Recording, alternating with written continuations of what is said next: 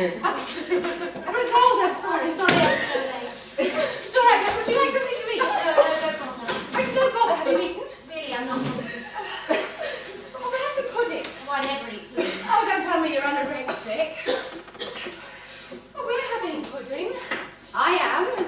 Getting nice and fresh. Well, if everyone else is, I don't mind.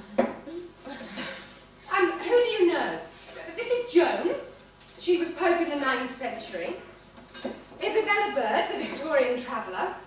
Lady Nijo, from Japan, Emperor's concubine and Buddhist nun.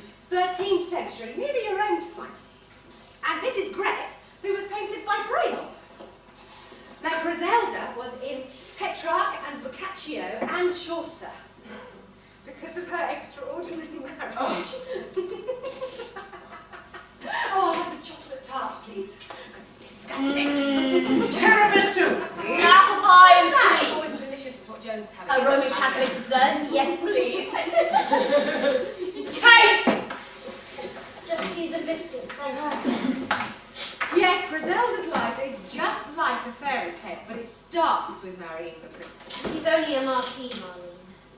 Oh, come on, everyone for miles around is his liege, and he's absolute lord of life and death, and you were the poor but beautiful peasant girl, and he was. How old were he? 15. I was brought up in court circles. It's still a shock. Had you ever seen him? Oh, I'd seen him riding by. Well, we all had. He'd seen me in the fields with the sheep. Oh, I'd been Well, he just rode up while you were minding the sheep. sheep and asked you to marry him. No. I was on the wedding day.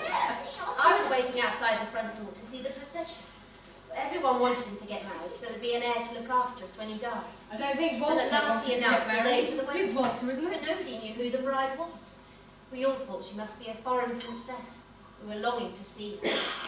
Then the carriage stopped outside our cottage, and we couldn't see the bride anywhere. And then he came and spoke to my father. And your father told you to serve the prince. My father could hardly speak.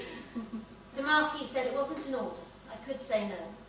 But if I was to say yes, I must always obey him in everything. That's when you should have suspected. But of course a wife must obey her husband. I And of course I must obey the Marquis. but didn't seem to Why mention it at all? Actually, I wouldn't have wanted to Does go he abroad think while I was about it? married. That's why. I'd rather obey the Marquis than a boy from the village. I never obeyed anyone. They all obeyed me. What did you wear? They didn't make you get married in your own clothes. That would be perverse. Just you wait.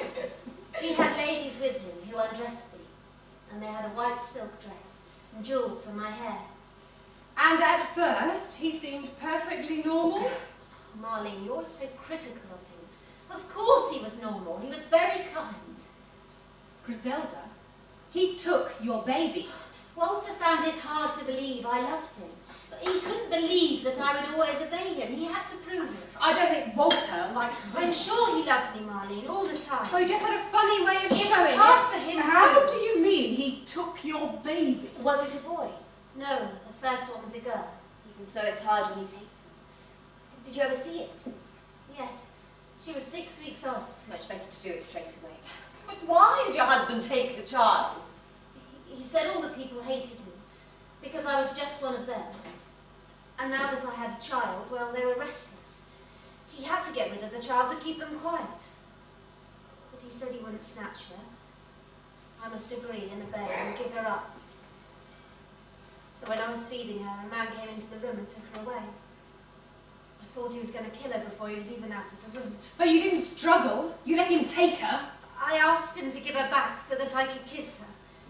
And I asked him to bury her where no animals could dig her up. My dear. It was Walter's child to do what he liked with But her. surely murder. Bastard!